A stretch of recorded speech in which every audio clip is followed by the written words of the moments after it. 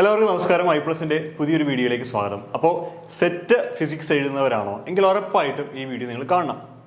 നമ്മൾ കുറേ കാലമായിട്ട് സെറ്റ് ഫിസിക്സിന് വേണ്ടി പ്രിപ്പയർ ചെയ്യുന്ന ആളുകളുണ്ടാവും. പക്ഷേ ഭയങ്കര കാര്യമായിട്ടൊക്കെ പഠിക്കും, പരീക്ഷ എഴുതും, പക്ഷേ റിസൾട്ട് വരുമ്പോൾ കിട്ടിയിട്ടുണ്ടാവില്ല.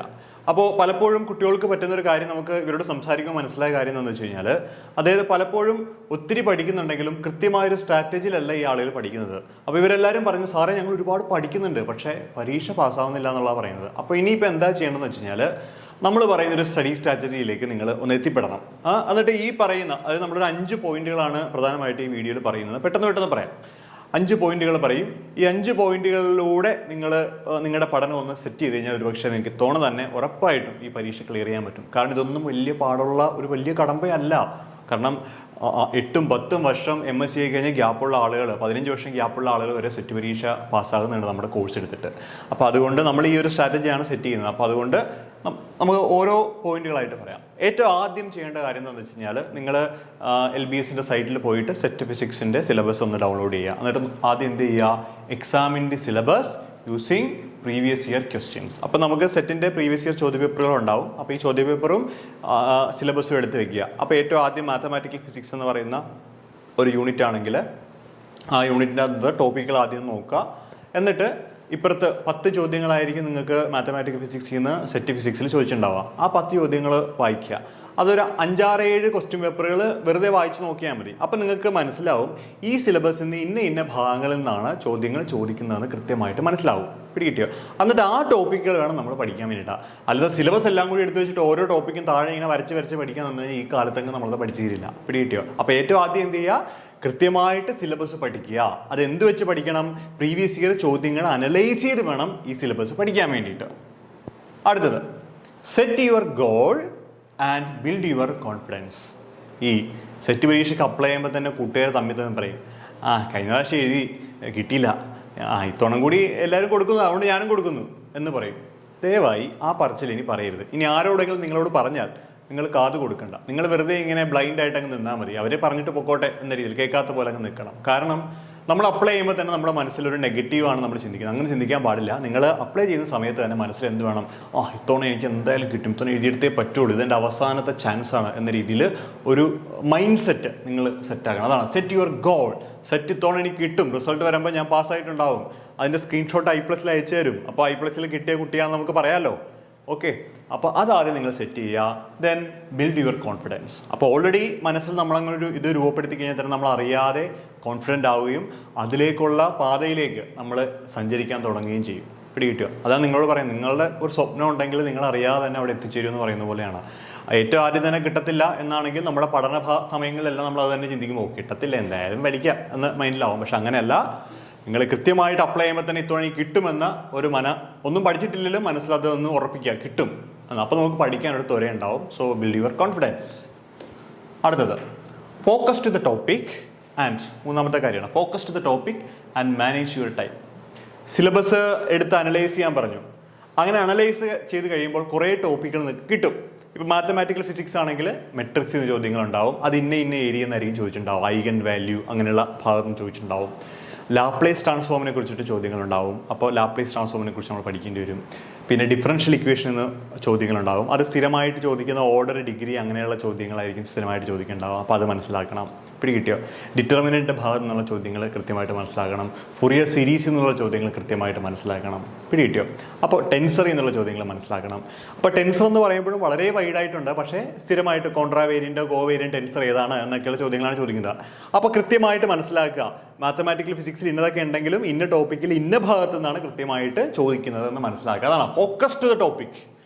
മാത്തമാറ്റിക്കൽ ഫിസിക്സ് ആണെങ്കിൽ എല്ലാം ഒന്നുമല്ല പഠിക്കേണ്ടത്. ചോദിക്കുന്ന ഭാഗങ്ങൾ കൃത്യമായിട്ട് തിരഞ്ഞെടുത്ത് ആ ടോപ്പിക്കാണ് നമ്മൾ കൃത്യമായിട്ട് ഫോക്കസ് ചെയ്യേണ്ടത്. പിടികിട്ടിയോ? Then also manage your time. നമ്മൾ ടോപ്പിക്ക് സെലക്ട് ചെയ്തെങ്കിലും ആ ടോപ്പിക്ക് ഇന്ന ദിവസം കൊണ്ട് പഠിച്ച് തീർക്കണം എന്നുള്ള കാര്യം നമ്മൾ മനസ്സിൽ ഉൾക്കൊള്ളണം. പിടികിട്ടിയോ? ഇപ്പം ഞാനൊക്കെ MScക്ക് പഠിക്കുന്ന കാലത്തൊക്കെ 4 പേപ്പർ ഉണ്ടെങ്കിൽ ഓരോ പേപ്പറിനും ഇത്ര ദിവസം വയ്ക്കും, ഇത്ര ദിവസം കൊണ്ട് തീർക്കണം എന്നുള്ളത്. ചിലപ്പം തീരുന്നില്ലെങ്കിൽ ആ പേപ്പറിൻ്റെ പഠിത്തം അവിടെ കൊണ്ട് നിർത്തും. എന്നിട്ട് അടുത്ത പേപ്പറിലേക്ക് പോകും, ആ പേപ്പറും പഠിക്കും. എന്നിട്ട് അവസാനം ഒരു 2 ദിവസം അഡീഷണൽ ഇട്ടിട്ടുണ്ടാവും. ആ അഡീഷണൽ സമയങ്ങളിലാണ് ലാപ്സ് ആകുന്ന അല്ലെങ്കിൽ പഠിക്കാൻ പറ്റാതിരുന്ന ഓരോ പേപ്പറിലെയും കുറച്ച് ടോപ്പിക്കുകൾ അവസാനത്തെ 2 ദിവസം മാറ്റി വയ്ക്കാൻ പഠിക്കും. അല്ലേ പറ്റുന്ന എന്താ വെച്ചാൽ ഒരു പേപ്പർ തന്നെ നമ്മൾ ഇങ്ങനെ വെച്ചുകൊണ്ടിരിക്കും. അപ്പോൾ ഒരു പേപ്പർ തീർന്നില്ലെങ്കിൽ നമുക്ക് മനസ്സിലാവും ഇത് തീർന്നിട്ടില്ല, അപ്പോൾ നമ്മൾ കുറച്ചുകൂടെ ഫാസ്റ്റ് പഠിക്കണം. അപ്പോൾ നമ്മൾ അടുത്ത പേപ്പർ കുറച്ചുകൂടെ ഫാസ്റ്റ് പഠിച്ചിട്ട് കുറച്ച് ടൈം കൂടുതൽ കിട്ടിയിട്ട് ആ സമയത്ത് ഇത് മാനേജ് ചെയ്യാൻ പഠിക്കണം. കിട്ടിയോ? അപ്പോൾ ആ രീതിയിൽ വേണം പഠിക്കാൻ. അല്ലാതെ മാത്തമാറ്റിക്കൽ ഫിസിക്സ് തന്നെ 2 മാസം വെച്ചിട്ടിരിക്കും, എന്നിട്ട് 1 മാസം കൊണ്ട് ബാക്കി 9 പേപ്പറും കൂടി പഠിക്കും. കിട്ടത്തില്ല. കിട്ടിയോ? അപ്പോൾ ഒരു കൃത്യമായ ടൈം മാനേജ്മെന്റ്, ഇന്ന സമയത്ത് ഇന്നത് ഞാൻ പഠിച്ചിരിക്കുമെന്ന് കൃത്യമായിട്ട് നോട്ട് ചെയ്തിട്ട് അതിൽ മെൻഷൻ ചെയ്യണം. ഞാൻ പഠിച്ചു അല്ലെങ്കിൽ ഇല്ല, ഇത്ര മണിക്കൂർ ബാലൻസ് ഉണ്ട്, ഇത്ര ടോപ്പിക്ക് ബാലൻസ് ഉണ്ടെന്ന് എഴുതി വെച്ച് അതിനുവേണ്ടി സമയം കണ്ടെത്തി പഠിക്കണം. കിട്ടിയോ? ഇതെല്ലാം പരീക്ഷയ്ക്ക് 1 മാസം മുമ്പ് പറയുന്ന കാര്യമല്ല, കുറച്ച് നാൾ മുന്നേ തൊട്ട് തുടങ്ങേണ്ട കാര്യമാണ്. Okay, then avoid wide reading. Wide reading 4ാമത്തെ പോയിന്റാണ്. വൈഡ് റീഡിങ് നിങ്ങൾ അവോയ്ഡ് ചെയ്യണം. കിട്ടിയോ? പലപ്പോഴും സെറ്റ് കിട്ടുന്ന ആളുകൾ കണ്ടിട്ടുണ്ടോ നിങ്ങൾ? ഇവർ ഒരുപാടൊന്നും പഠിച്ചിട്ടുണ്ടാവില്ല, കുറച്ച് കാര്യങ്ങളാണ് ഇവർ പഠിക്കുന്നുണ്ടാവുക. പക്ഷേ ആ പഠിക്കുന്ന കാര്യങ്ങളെന്ന് പറയുന്നത് കൃത്യമായിട്ടുള്ള സ്ട്രെയിറ്റ് ടു ദ പോയിൻ്റാണ്. കിട്ടിയോ? കൃത്യമായിട്ട് ആ പോയിൻ്റാണ് അവർ പഠിക്കുന്നത്. ഇപ്പോൾ നമ്മളിപ്പോൾ ക്ലാസിക്കൽ മെക്കാനിക്സ് എടുത്തു കഴിഞ്ഞാലും ക്ലാസിക്കൽ മെക്കാനിക്സിൻ്റെ ഇപ്പോൾ ടൈം ഡയലേഷൻ, ലെങ്ത് കോൺട്രാക്ഷൻ, അങ്ങനെ റിലേറ്റിവിസ്റ്റിക് ക്ലാസിക്കൽ ഡൈനാമിക്സിൽ വരുന്ന ഭാഗമാണ് റിലേറ്റിവിറ്റി.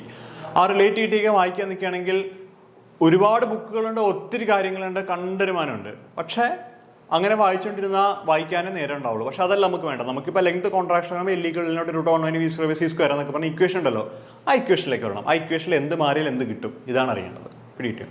അല്ലാതെ ഇത് അങ്ങനെ വരുന്നു, ഇങ്ങനെ വരുന്നു, അവിടെ നിന്ന് വരുന്നു, ഇത് വരുന്നു, ഇത് ചെയ്ത് ഇത് വരുന്നു, അങ്ങനെ ഒന്നും പഠിക്കണ്ട. Straight to the point. ചോദ്യ പേപ്പറിൽ എന്താണ് ചോദിക്കുന്നതെന്ന് മനസ്സിലായി. അതാണ് ഞാൻ പറഞ്ഞത്, ഏറ്റവും ആദ്യം നമ്മൾ സിലബസ് അനലൈസ് ചെയ്ത് ഫോക്കസ് സെറ്റ് ചെയ്യുമ്പോൾ തന്നെ ആ കാര്യം മനസ്സിലുണ്ടാവണം. കിട്ടും. അപ്പോൾ അതിനനുസൃതമായിട്ട് വേണം നമ്മൾ ബുക്കുകൾ വായിക്കാൻ. കിട്ടും. അപ്പോൾ ഞാൻ എപ്പോഴും കോഴ്സ് എടുക്കുന്ന കുട്ടിയോടും പറയാറുണ്ട്, ഞങ്ങൾ തരുന്ന ഈ കാര്യങ്ങൾ മാത്രം നന്നായിട്ട് നിങ്ങൾ പഠിക്കുക, ഉറപ്പായിട്ടും കിട്ടും എന്നാണ് നമ്മൾ പറഞ്ഞു പോകുന്നത്. കിട്ടിയോ?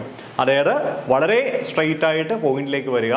വൈഡായിട്ട് കണ്ടൊരുമാനം അവിടെ നിന്ന് ഇവിടെ നിന്നൊക്കെ കാർഡ് കയറി പഠിച്ച് 5-8 പേജുള്ള പ്രോബ്ലം ഒക്കെ ചെയ്ത് അങ്ങനെയൊന്നും വേണ്ട. കൃത്യമായിട്ട് ചോദ്യ പേപ്പറുകൾ അനലൈസ് ചെയ്ത് അതിന് വേണ്ട കാര്യങ്ങൾ മാത്രം പഠിക്കുക. ഞാനപ്പോൾ എൻ്റെ ക്ലാസ്സിലെ നോട്ടുകളിൽ ഉൾപ്പെടുത്തുന്ന അങ്ങനെയുള്ള കാര്യങ്ങളാണ്. അതായത് ഇതൊക്കെയാണ് ചോദിക്കാൻ ചാൻസ്, ഇത് മാത്രം മതി എന്ന രീതിയിൽ തന്നെയാണ് നമ്മൾ പോകുന്നത് കാര്യങ്ങൾ. കേട്ടോ? ശരി, ഒരു പോയിന്റ് കൂടിയുള്ളൂ, 5ാമത്തെ പോയിന്റ്, 5th വൺ. എന്താണ്? Revise, revise, revise. മിനിമം 3 തവണയെങ്കിലും പഠിച്ച എല്ലാ ടോപ്പിക്കുകളും റിവൈസ് ചെയ്യണം. എന്താണ്? മിനിമം 3 തവണയെങ്കിലും പഠിച്ച എല്ലാ ടോപ്പിക്കുകളും നമ്മൾ മസ്റ്റായിട്ട് റിവൈസ് ചെയ്യണം. അപ്പോൾ നമ്മൾ എത്രത്തോളം പഠിച്ചു എന്നതിലല്ല, എത്രത്തോളം റിവൈസ് ചെയ്യുന്നുള്ളതാണ് നമ്മളെ റിസൾട്ടിലേക്ക് എത്താൻ, നല്ല റിസൾട്ടിലേക്ക് എത്താൻ വേണ്ടിയിട്ട് നമ്മൾ സഹായിക്കുന്നത്. കാരണം എന്താണെന്ന് വെച്ചാൽ ഒരുപാട് കാര്യങ്ങൾ നമ്മൾ 10 പേപ്പറും പഠിച്ചു എന്ന് വിചാരിക്കുക, നല്ലതായിട്ട് പഠിച്ചു എന്ന് വിചാരിക്കുക. ഇത് റിവൈസ് ചെയ്യാതിരുന്നു കഴിഞ്ഞാൽ എന്ത് പറ്റും? ആദ്യം പഠിച്ചതെല്ലാം മറന്നു പോകും. കിട്ടിയോ? അപ്പോൾ അതിലും ഒരു പ്രത്യേക കാര്യമുണ്ട്. ഇപ്പം നിങ്ങൾ മാത്തമാറ്റിക്കൽ ഫിസിക്സ് കംപ്ലീറ്റ് പഠിച്ചു കഴിഞ്ഞാൽ മനസ്സിൽ ഓരോ ടോപ്പിക്കും മനസ്സിലുണ്ടാവണം. ഇങ്ങനെ എഴുതി എന്നെ പോലെ ഇന്നത് ഇന്നത് ഇന്നത് ഇന്നത് ഇന്നത് അങ്ങനെ അങ്ങനെ അങ്ങനെ മനസ്സിൽ കിട്ടണം. കിട്ടും. അതിൻ്റെ ഇക്വേഷൻ ഇന്നതാണ്, ഇതിൻ്റെ ഇക്വേഷൻ ഇന്നതാണ്. അതാണ് നിങ്ങൾ സെറ്റ് പരീക്ഷയ്ക്ക് പോകുന്ന വഴി ബസ്സിൽ ഇരിക്കുമ്പോൾ പോലും നിങ്ങൾ നിങ്ങളുടെ വണ്ടി പോരുത്. നിങ്ങളുടെ വണ്ടിയിലാണ് പോകുന്നതെങ്കിൽ മറ്റൊരാളെ കൊണ്ട് വണ്ടി ഓടിപ്പിക്കണം, എന്നിട്ട് പുറകിലിരിക്കണം. അല്ലെങ്കിൽ കാറിലാണെങ്കിൽ കാറിലിരിക്കണം, എന്നിട്ട് അവരോട് സംസാരിക്കാൻ പോരുത്. നിങ്ങൾ എന്ത് ചെയ്യണം? മനസ്സിൽ ഓരോ പേപ്പറുകളിലെയും ഇമ്പോർട്ടൻറ്റ് പോയിന്റുകൾ മനസ്സിൽ ഇങ്ങനെ റിവൈസ് ചെയ്ത് പോകണം. അങ്ങനെ റിവൈസ് ചെയ്യുമ്പോൾ കിട്ടാതിരുന്നു കഴിഞ്ഞാൽ നിങ്ങൾ എന്ത് ചെയ്യണം? ഒരു കുഞ്ഞു പേപ്പറിൽ ഈ സാധനങ്ങളെല്ലാം നേരത്തെ എഴുതി വെച്ചിട്ടുണ്ടാവണം. എന്നിട്ട് കുഞ്ഞു പേപ്പർ വെച്ചാൽ വലിയ പേപ്പർ, ഇക്വേഷനുകളും കൺസെപ്റ്റുകളും കുഞ്ഞായിട്ട് എഴുതി വെച്ചിട്ടുണ്ടാവണം.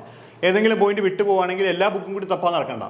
ആ ഒരു ഷീറ്റ് പേപ്പറോ കുഞ്ഞ് ഡയറിയോ അല്ലെങ്കിൽ ഒരു കുഞ്ഞ് എൻ്റെ ഒരു കുഞ്ഞ് ഡയറിയാണുള്ളത്. ഞാൻ എപ്പോഴെങ്കിലും കാണിച്ചു തരാം. നിങ്ങൾ ഒരു കുഞ്ഞ് ഡയറി ഉണ്ട്, വർഷങ്ങളായിട്ട് കൂടെയുള്ളതാണ്. എനിക്ക് കാണാപ്പാടാണ് ആ ഡയറിയിൽ എന്തൊക്കെ എവിടെ ഉണ്ടെന്നുള്ളത്. ഓരോ പോയിന്റും ഓരോ പേജും ഓരോ ഇക്വേഷനും എനിക്കറിയാം. കാരണം ഒരു 150-200 ആവർത്തി ഞാനത് വായിച്ചിട്ടുണ്ട്, പല പരീക്ഷകൾക്ക് പോകുമ്പോഴും പഠിപ്പിക്കാൻ പോകുമ്പോഴും എപ്പോഴും ഒക്കെ. അപ്പം അങ്ങനെ ഒരു ഡയറി, കുഞ്ഞ് ഡയറി കയ്യിൽ വെക്കുക. അതിലിങ്ങനെ 10 പേപ്പറിൻ്റെ പോയിന്റുകൾ, മീൻസ് ഇക്വേഷനുകൾ, നമ്മൾ ഓരോ ചില പ്രോബ്ലം ചെയ്യുമ്പോൾ ഇന്ന രീതിയിൽ ചെയ്യണം, അതിൻ്റെ ട്രിക്കുകളൊക്കെ എഴുതി വയ്ക്കുക. അപ്പോൾ എപ്പോഴെങ്കിലും മറന്നു പോയാൽ തന്നെ ആ ഡയറി പെട്ടെന്ന് മറിച്ച് നോക്കുക. കിട്ടിയോ? അല്ലെങ്കിൽ പിന്നെ എന്താ പറ്റുക? നമുക്കിപ്പോൾ ഇലക്ട്രോ ഡൈനാമിക്സിന് ഡൗട്ട് വന്നു, ഇലക്ട്രോ ഡൈനാമിക്സിന് ബുക്ക് തപ്പാൻ നടക്കണം, 2 ബുക്ക് ഉണ്ടാവും. അത് അപ്പം ഇനി അവിടെ നിന്ന് ഏതോ പേജിൽ നടക്കണം. ഇതങ്ങനെയില്ല. ഇങ്ങനെ ഓർക്കുന്ന സമയത്ത് വിട്ടുപോയി കഴിഞ്ഞാൽ പെട്ടെന്ന് ആ ഡയറി എടുത്തിട്ട് കയ്യിലെടുത്ത് ഇങ്ങനെ ജസ്റ്റ് ഇങ്ങനെ നോക്കി പോയി കഴിഞ്ഞാൽ പറ്റും. ഓക്കെ, അപ്പോൾ അങ്ങനെ ആരോടും മിണ്ടാതെ പരീക്ഷ ഹാളിൽ പോയി കഴിഞ്ഞാൽ ഫസ്റ്റ് പേപ്പർ കഴിഞ്ഞ് കഴിഞ്ഞാലും പിന്നീട് ആരോടും മിണ്ടരുത്, പുതിയതായിട്ടൊന്നും പഠിക്കുകയും ചെയ്യരുത്. ഈ ഡയറി മാത്രം മറിച്ച് ഇങ്ങനെ നോക്കുക. ഓക്കെ, അപ്പോൾ ഇതിൻ്റെ ഇടയിൽ പ്രീവിയസ് ഇയർ ചോദ്യങ്ങളൊക്കെ ചെയ്ത് നോക്കണം കേട്ടോ. ചെയ്യേണ്ടതൊന്നും പോയിട്ട് കാര്യമില്ല, അത് കാര്യമായിട്ട് തന്നെ ചെയ്യണം. ഓക്കെ, അപ്പോൾ ഇതാണ് ശരിക്കും പറഞ്ഞാൽ നമ്മുടെ ഒരു സ്റ്റഡി സ്ട്രാറ്റജി. അപ്പോൾ എന്തായാലും നിങ്ങൾ നന്നായിട്ട് തന്നെ പ്രിപ്പയർ ചെയ്യണം. അപ്പോൾ നമ്മളിപ്പോൾ കോഴ്സ് ചെയ്യുന്നുണ്ട്, ഞാനിപ്പോൾ എൻ്റെ നോട്ടിലും പറയാറുണ്ട്, മാത്തമാറ്റിക്കൽ ഫിസിക്സിൻ്റെ ഇടയിലും കുറച്ച് നോട്ടുകളാണ് നമ്മൾ തരുന്നത്. ആ നോട്ടുകൾ മാത്രം നിങ്ങൾ നന്നായിട്ട് പഠിച്ചാൽ മതി. മാത്രമല്ല പ്രീവിയസ് ഇയർ ചോദ്യങ്ങൾ നമ്മൾ ചെയ്യിക്കുന്നുണ്ട്, കൺസെപ്റ്റും ഒരുപാട് നമ്മൾ പറയുന്നുണ്ട്. പക്ഷേ നോട്ടിൽ നമ്മൾ സ്ട്രൈറ്റ് ടു ദ പോയിന്റ് ആണ്, ഇന്നതാണ് പഠിക്കേണ്ടത് നമ്മൾ പറയുന്നത്. വൈഡ് റീഡിങ്ങിലേക്കൊന്നും നമ്മൾ നിങ്ങളെ എത്തിക്കത്തില്ല. അപ്പോൾ നിങ്ങൾ കോഴ്സ് എടുക്കാൻ താല്പര്യമുണ്ടെങ്കിൽ താഴെ ഡീറ്റെയിൽസ് ഉണ്ട്, നിങ്ങൾ അവിടെ വിളിച്ച് ചോദിച്ചു കഴിഞ്ഞാൽ എല്ലാ കാര്യങ്ങളും കൃത്യമായിട്ട് പറഞ്ഞു തരും. കൃത്യമായിട്ട് ഡൗട്ട് എൻ്റെ അടുത്തേക്കാണ് നിങ്ങളുടെ ചോദ്യങ്ങളെല്ലാം വരുന്നത്, ആ ഡൗട്ട് ഞാൻ ക്ലിയർ ചെയ്ത് തരും. അങ്ങനെയുള്ള സൗകര്യങ്ങളൊക്കെ ഉണ്ട്. അപ്പോൾ എന്തായാലും നിങ്ങൾ കോഴ്സ് എടുത്താലും ഇല്ലെങ്കിലും ഒക്കെ ഏറ്റവും നന്നായിട്ട് പ്രിപ്പയർ ചെയ്യുക, അത്യാവശ്യം നല്ല രീതിയിൽ തന്നെ പ്രിപ്പയർ ചെയ്യുക. അടുത്ത പ്രാവശ്യം എന്തായാലും സെറ്റ് നിങ്ങൾക്ക് എല്ലാവരും കിട്ടട്ടെ. All the best and thank you.